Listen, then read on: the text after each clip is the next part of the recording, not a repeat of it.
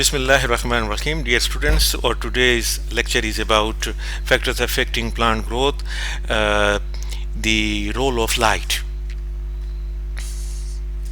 As I previously mentioned that there are four major or primary factors that affect most of the plant growth processes. These include light, water, temperature and nutrients. So today I would like to address in detail the role of light.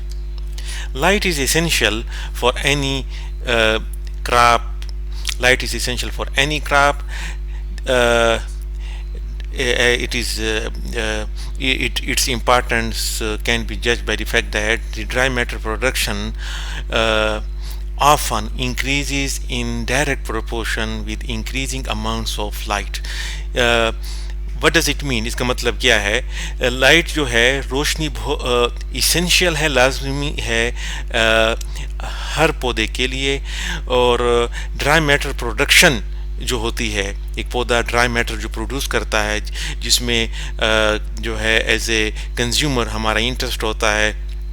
For example अगर हम potato की बात करें तो dry matter अगर उसमें ज़्यादा होगा तो वो पोटैटो टेस्ट में बेहतर होगा, क्वालिटी में बेहतर होगा, ठीक, फुल ऑफ न्यूट्रिएंट्स होगा। तो ड्राई मैटर प्रोडक्शन जो है वो इंक्रीज़ होती है in direct proportion with increasing amount of light. मतलब है जितनी रोशनी ज़्यादा पड़ती है पौधे पे, ठीक है, उतना ही पौधा इस काबिल होता है कि वो ड्राई मैटर प्रोड्यूस कर सके via the process of photosynthesis. The amount of sunlight received by plants in a particular region is affected by the intensity of the incoming light and the day length. So what does it mean?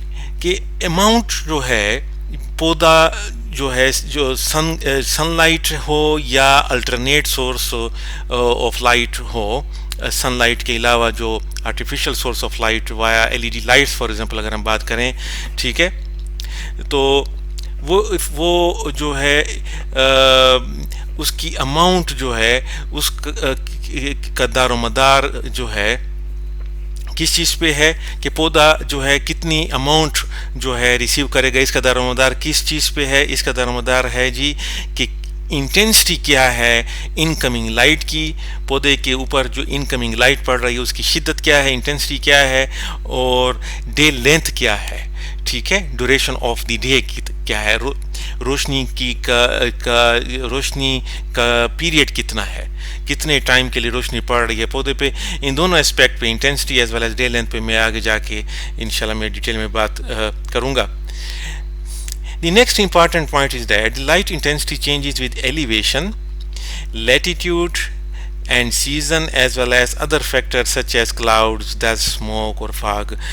In light की जो शिद्दत है वो change हो जाती है with respect to elevation के equator की कौन से कितनी दूरी पे जो है एक लोकेशन मौजूद है, इक्वेटर से कितनी दूरी पे मौजूद है उस, ठीक है, जिसको हम लेटीट्यूड कहते हैं, एलिवेशन कितनी हाइट पे है, ठीक है, मौसम कौन सा है, सीज़न विंटर साइकिल चल रहा है, सीज़न है कि समर सीज़न है, और इसके साथ साथ मुख्तलिफ फैक्टर्स जैसे कि क्लाउड्स क्या जो है आसमान साफ़ है कि क्लाउडी है, बादल छाए हुए हैं, डस्ट जो है डस्टी इन्वायरमेंट तो नहीं है, स्मोक तो नहीं है क्या, और या फागी वेदर तो नहीं है। तो इन तमाम अवामिल से लाइट इंटेंसिटी जो है वो असर लाइट इंटेंसिटी पे असर होता है। The total amount of light received by A crop plant is also affected by cropping systems and crop density. इसके अलावा इनके अलावा जो है द इंटेंसिटी या the amount of light received by plant जो है वो उसका दारोमदार इस बात पर भी है कि जी क्रॉपिंग सिस्टम्स हमारा क्या, हम कौन सा क्रॉपिंग सिस्टम फॉलो कर रहे हैं, क्या हम जो हैं मल्टीपल क्रॉपिंग सिस्टम फॉलो कर रहे हैं, ठीक है, या sole plant cropping system follow कर रहे हैं, क्या एक ही क्रॉप हमने लगाई हुई है या मुख्तलिफ किस्म की क्रॉप्स हमने लगाई हुई हैं जिनकी डिफरेंस है in terms of their canopy cover, in their plant height, ठीक है। As well as cropping density, क्या हमने कितनी डेंसिटी फॉलो की है, पर मीटर स्क्वायर हमने कितने पौधे जो है लगाए हैं। मिसाल के तौर पे अगर मैं पोटैटो की बात करूं तो पर मीटर स्क्वायर जो है 4 पौधे आते हैं, तो क्या हमने 4 पौधे 1 मीटर स्क्वायर में लगाए हैं, या हमने 3 पौधे लगाए हैं, या हमने 6 पौधे लगाए हैं। क्रॉपिंग डेंसिटी जितनी ज़्यादा आप करते हैं उतना ही ज़्यादा कंपटीशन ज़्यादा हो जाता है, with respect to plant competition ज़्यादा हो जाता है, एक दूसरे से compete करते हैं फॉर रिसोर्सेज, और रिसोर्स में जो है light one of the important resource है। आगे जब भी हम लाइट को समझने की कोशिश करते हैं तो 3 बुनियादी प्रिंसिपल करेक्टरिस्टिक्स जो लाइट के हैं वो हमें उनके बारे में आगाही होना बड़ा ज़रूरी है। So 3 principal characteristics of light, they basically affect the plant. ठीक है, लाइट, दूसरे अल्फाज में लाइट पौधे की ग्रोथ पे असर डालती है 3 डिफरेंट करेक्टरिस्टिक्स की बिना पे। ठीक है, number 1 is quantity, light quantity or intensity. Second one is light quality. The third one is light duration or photo period. Now I would like to go step by step into the details of these 3 principal characteristics. So number 1, light quantity. तो light quantity क्या है? Light quantity or intensity. तो light quantity refers to the intensity or concentration of sunlight or light source. ठीक है, कि कितनी शिद्दत, कितनी कंसंट्रेशन से सनलाइट पड़ रही है, या अल्टरनेट सोर्स ऑफ लाइट जो है उसकी शिद्दत कितनी है। इट वेरीज विद, अगर हम सनलाइट की बात करते हैं तो जो उसकी इंटेंसिटी जो है उसका ताल्लुक जो है सीजन के साथ भी है। जैसे कि प्रीवियस स्लाइड में मैंने जिक्र किया कि जी मौसम जो है वो असर अंदाज होता है लाइट की अवेलेबिलिटी पे। ठीक है, for example maximum amount of light is present in summer, जैसे कि लॉजिकली है कि जी समर में चूंकि दिन लंबे होते हैं maximum amount of light is available as compared with minimum light availability in the winter. सर्दियों में, मौसम सर्मा में लाइट अवेलेबिलिटी मिनिमम होती है। ठीक है, up to a point, the more sunlight a plant receives, the greater its capacity for producing food via photosynthesis. एक खास हद तक जो है पौधा जो है काबिलियत रखता है कि जितनी ज़्यादा उस पर वो सनलाइट को इंटरसेप्ट करेगा उतनी ही कैपेसिटी से वो जो है खुराक बनाएगा via the process of photosynthesis. ठीक है, however it depends upon the genotypic characteristics of a particular plant as well. ठीक है, वैरायटी पे भी डिपेंड करता है कि क्या वो उनमें उस पर्टिकुलर वैरायटी में या प्लांट स्पीशी में ये काबिलियत मौजूद है कि वो ज़्यादा जो है लाइट को इंटरसेप्ट तो कर रहा है, साथ साथ क्या वो उसको उस लाइट इंटरसेप्टेड शुदा लाइट को क्या वो कन्वर्ट भी कर पा रहा है फूड प्रोडक्शन में। So based on light quantity or intensity, we classify the plants into 3 different categories. हम 3 दर्जात में पौधों को क्लासीफाई करते हैं based on light intensity और quantity. So one is full sun plants. तो 3 अक़साम के प्लांट्स हैं जो कि उनकी डिफरेंट लाइट रिक्वायरमेंट्स होती हैं।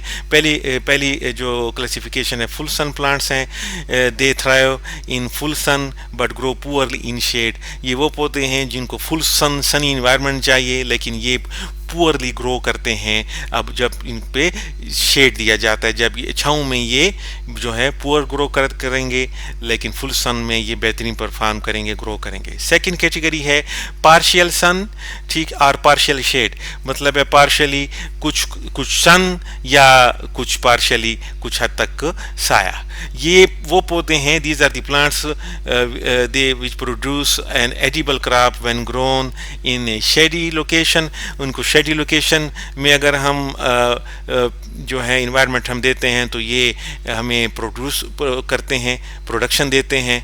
ठीक है, however these plants need at least 50 to 80% of full sun. इनको 50 से 80% फुल सन ज़रूर चाहिए होता है.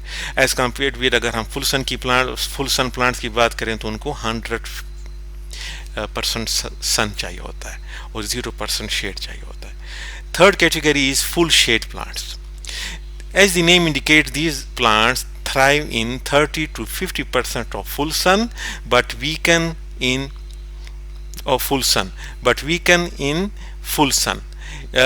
It means that उनको सिर्फ 50% तक, 30 से 50% तक फुल सन चाहिए होता है, ठीक है. और अगर इससे ज़्यादा इनको सनी इन्वायरमेंट दिया जाए तो इनकी ग्रोथ वीकन हो जाती है. Shading some time is use to inhibit pigment development in crops in which the lack of colour is an important quality factor. तो सम टाइम जो है हम शेडिंग को इंट्रोड्यूस इसलिए भी करते हैं कि हम फसलों में पिगमेंट जो है, कलर डेवलपमेंट जो है वो जो उसको हम इनहिबिट करें, उनको रोकें, ठीक है. उस सूरत में कि जब उस पिगमेंट की हमें ज़रूरत नहीं होती, क्योंकि उस पिगमेंटेशन की वजह से क्वालिटी जो है वो कमज़ोर पड़ जाती है, वैल्यू उस क्रॉप की नहीं, उस क्रॉप की जो प्रोड्यूस है वो फल जो है उसकी नहीं रहती. बहरहाल this is a bit irrelevant point at this moment. आपको सिर्फ 3 कैटेगरीज जो हैं वो क्लियर होनी चाहिए कि full sun plants, partial sun और partial shade plants and full shade plants. Now I will go ahead. अब सवाल ये पैदा होता है कि जी how can we manipulate the light quantity और इंटेंसिटी. हम जो है अगर एक प्रोटेक्टेड इन्वायरमेंट की बात करते हैं, ठीक है, ऐसे इन्वायरमेंट जहाँ पे हम लाइट को अगर मैनिपुलेट करना चाहें, लाइट में अपनी मर्ज़ी के मुताबिक तब्दीली करना चाहें, तो हम उसको कैसे कर पाएंगे, ठीक है. तो इसका मतलब ये हुआ कि अब हम बात कर रहे हैं ग्रीन हाउसेस की या ग्लास हाउसेस की, ठीक है, या प्लास्टिक टनल की बात हम कर रहे हैं. तो मुख्तलिफ़ किस्म के मटेरियल मौजूद हैं जिनको के इस्तेमाल करने से हम लाइट की इंटेंसिटी को जो है बढ़ा या जो है या कमज़ोर कर सकते हैं, कम कर सकते हैं. मिसाल के तौर पे increase light intensity, we can increase the light intensity with reflective materials, ठीक है. कैसे? ऐसे मटेरियल का इस्तेमाल जो कि लाइट को रिफ्लेक्ट करते हैं, हम उसके ज़रिए से हम मैनिपुलेट कर सकते हैं, रोशनी को बढ़ा सकते हैं. मिसाल के तौर पे अगर हम वाइट बैकग्राउंड लगा लें, ठीक है, या हम जो है ये है वाइट बैकग्राउंड, देखें ये वाइट बैकग्राउंड है, वाइट शीट है जो कि रिफ्लेक्ट करती है रोशनी को. अगर हम अपने जो है ग्रीन हाउस की दीवारों के ऊपर अगर हम इसको लगा देंगे तो सूरज की रोशनी जब अंदर पड़ेगी तो चूँकि जो कि ग्रीन हाउस जो है उसकी जो दीवारें और छत जो हैं वो ट्रांसपेरेंट होती हैं, तो बेसिकली अगर हम इनको लगा लेंगे तो एडिशनल फ़ायदा ये होगा कि लाइट जब इनकमिंग जब अंदर आएगी तो इन रिफ्लेक्टिव बैकग्राउंड से टकरा के जो है फिर जो है पूरे ग्रीन हाउस में मज़ीद फैल जाएंगी. तो हम इससे फ़ायदा उठा सकते हैं. दूसरा, हम अगर सनलाइट नहीं है अवेलेबल तो हम सप्लीमेंटल लाइट्स लगा सकते हैं. सप्लीमेंटल लाइट्स कहते हैं सूरज की रोशनी के अलावा जो है इलेक्ट्रिक बल्ब्स का इस्तेमाल, आर्टिफिशियल सोर्स ऑफ लाइट को हम कहते हैं, ठीक. इसके बारे में भी इंशाल्लाह डिटेल में मैं अभी आगे आपको जो एक्सप्लेन करूँगा. मज़ीद हम अब बात तो हमने कर ली, मैंने बात तो कर ली कि जी किस तरह लाइट इंटेंसिटी को हम बढ़ा सकते हैं. लाइट इंटेंसिटी को अगर हमने कम करना हो तो क्या किया जा सकता है? तो to decrease the light intensity we can install cheese cloths और वुमेन शेड क्लॉथ्स, ठीक है. मैंने पहले जिक्र किया कि जी शेड लिविंग प्लांट्स होते हैं जिनको शेड की ज़रूरत होती है, तो उनको हाई लाइट इंटेंसिटी जो है पसंद नहीं होती, तो हम जो हैं अगर शेडिंग इफ़ेक्ट देना चाहते हैं तो हम चीज़ क्लॉथ का इस्तेमाल कर सकते हैं, ठीक है. चीज़ क्लॉथ या साथ ही हम वुमेन शेड क्लॉथ का इस्तेमाल कर सकते हैं। ये कपड़े मौजूद होते हैं, इंडस्ट्रियल लेवल पे ये बनाए जाते हैं और वो अपने ग्रीन हाउस में हम या ग्लास हाउस में हम अंदर की तरफ हम लगा लेते हैं, जिससे रोशनी जो है वो सनलाइट बेसिकली उसकी शिद्दत में कमी वाक़ हो जाती है।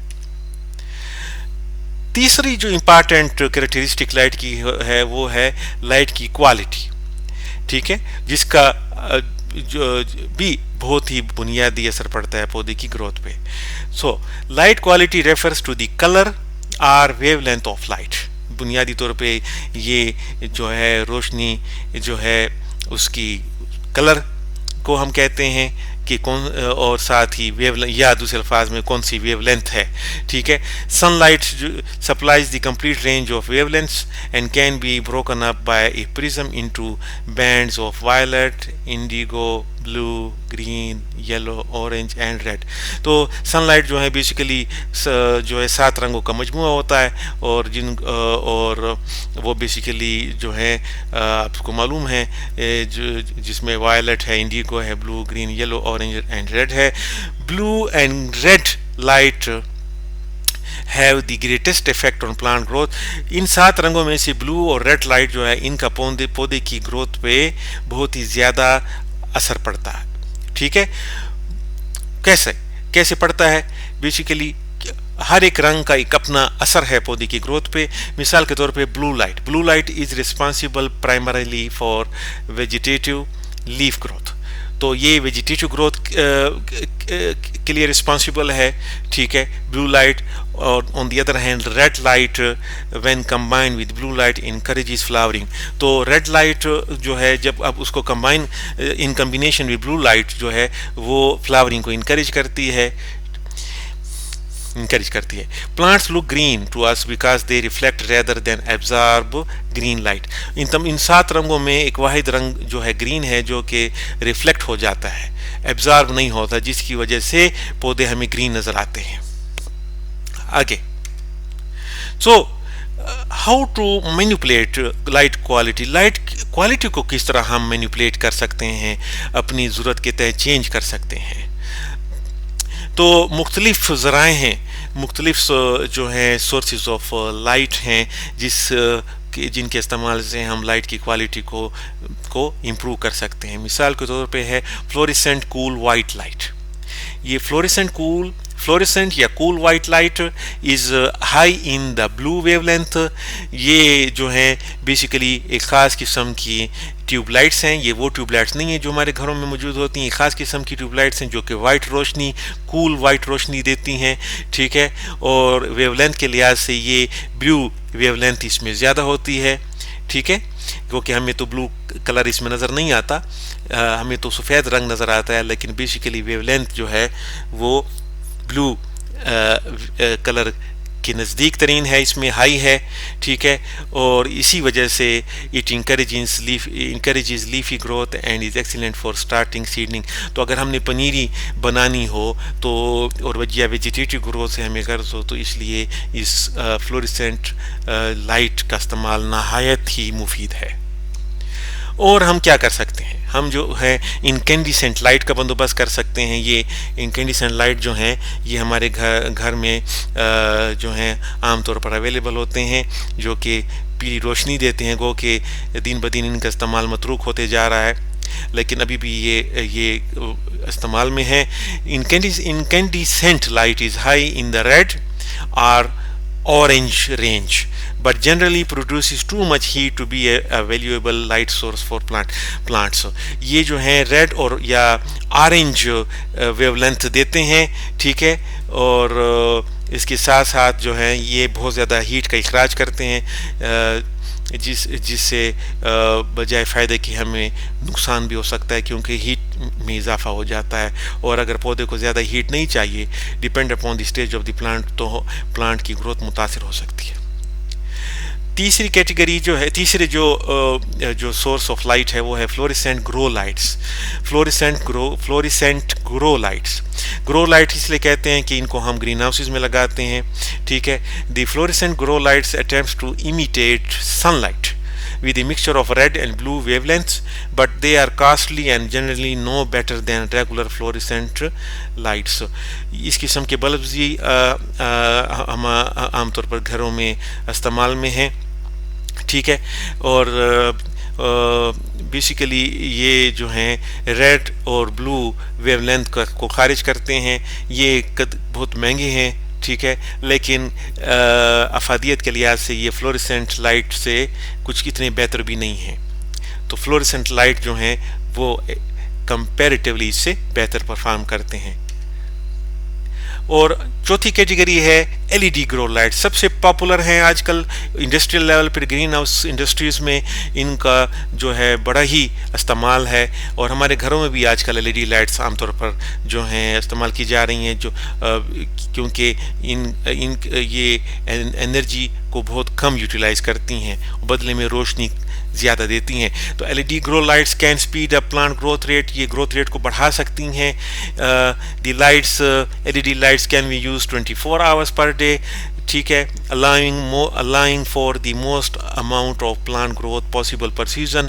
क्योंकि इनका कंपेरेटिवली खर्चा बहुत कम है, इनकी एनर्जी रिक्वायरमेंट कदर कम है, तो हम इनको 24 घंटे इस्तेमाल कर सकते हैं, जिससे पौधे की ग्रोथ में इजाफा हो जाता है तेज़ी के साथ। LED lights are over 60% more energy efficient than traditional lights. बाकी जितने भी ट्रेडिशनल लाइट्स हैं ये 60% उनसे ज़्यादा एफिशिएंट हैं, ठीक है। These lights they not only emit less heat, they also provide more usable light at lower cost than other types of lights. तो चूँकि ये हीट बहुत कम एमिट करती हैं, इनसे गर्मी का इखराज नहायत ही कम होता है। तो और उसके साथ साथ बाकी जो ट्रेडिशनल लाइट्स हैं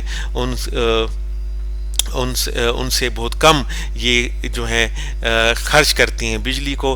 तो इनका ये बहुत ही फ़ायदा है, इनकी अफादियत बहुत ज़्यादा है। Moreover, they have reduced energy use and heat production, इसका जिक्र मैं ऑलरेडी कर चुका हूँ। LED lights give the grower control over regulating the wavelengths of light, allowing for a more ideal photosynthesis process. These lights also eliminate the need to install indoor cooling system since they do not give off heat. मतलब ये है कि ये जो है grower को जो है बहुत ज़्यादा एक रिलैक्सेशन दे देती हैं कि वो लाइट को बेहतर तरीके से कंट्रोल कर सकता है, ठीक है। और एक्स्ट्रा कास्ट, एक्स्ट्रा जो है इक्विपमेंट की इंस्टॉलेशन की ज़रूरत कोई नहीं होती, क्योंकि बाकी ट्रेडिशनल लाइट्स में चूँकि हीट का इखराज ज़्यादा होता है तो हमें एयर कंडीशनिंग सिस्टम या कूलिंग सिस्टम इंस्टॉल करने पड़ते हैं अपने ग्रीन हाउसेस में।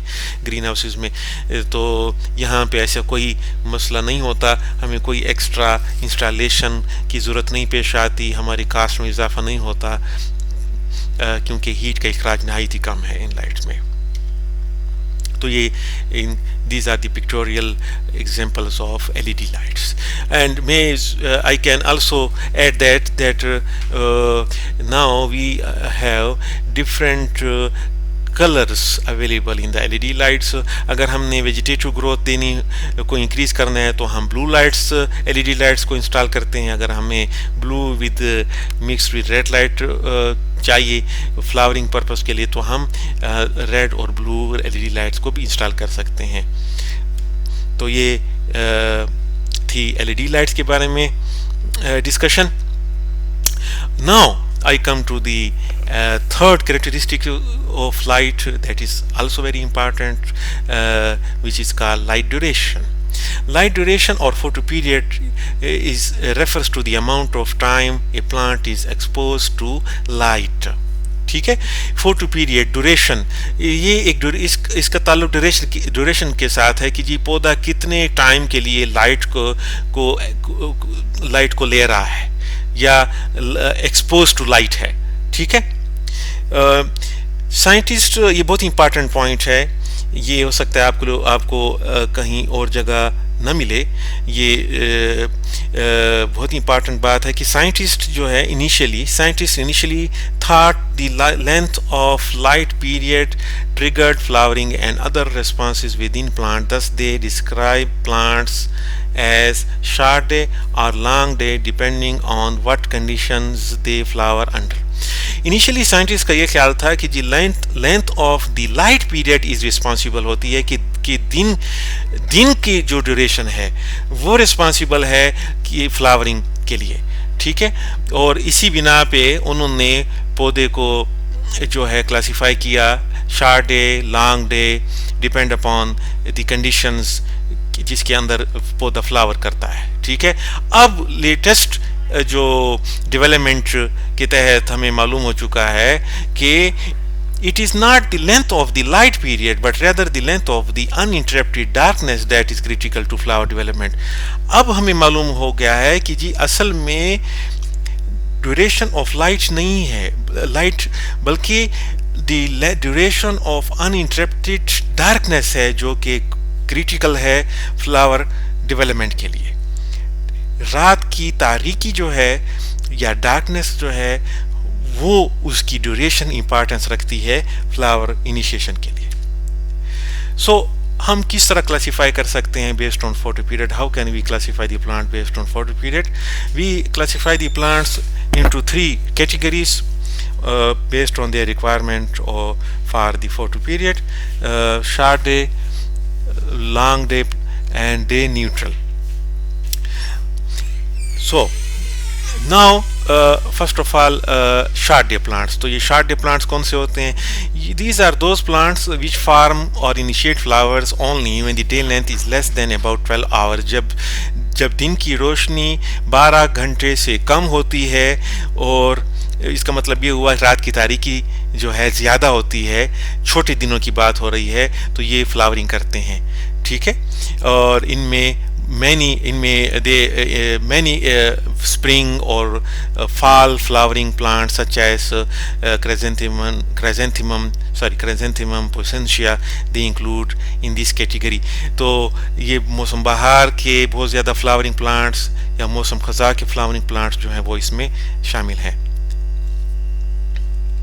Long day plants form flowers only when the day length exceeds 12 hours।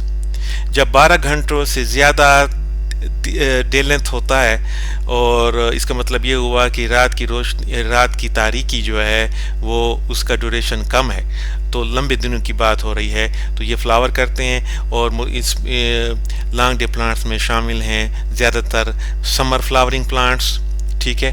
For example aster, California poppy, as well as many vegetables including beet, sugar beet, radish, मूली, lettuce, सलाद, spinach, पालक and potato etcetera, आलू, ठीक है। Now the third category is day neutral plants. Day neutral plants form flowers regardless of day length. ये पौधे जो है ना ये डे लेंथ की रिक्वायरमेंट से आज़ाद है। ये जो हैं ये सारा साल फ्लावरिंग कर सकते हैं, गो के अगर टेम्परेचर जो इनकी रिक्वायरमेंट है वो मीट हो रही हो, ठीक है। एग्जाम्पल्स में शामिल हैं टमाटर, कार्न, मकई, कुकम्बर, खीरा and some strawberry cultivar, strawberry की कुछ इकसाम।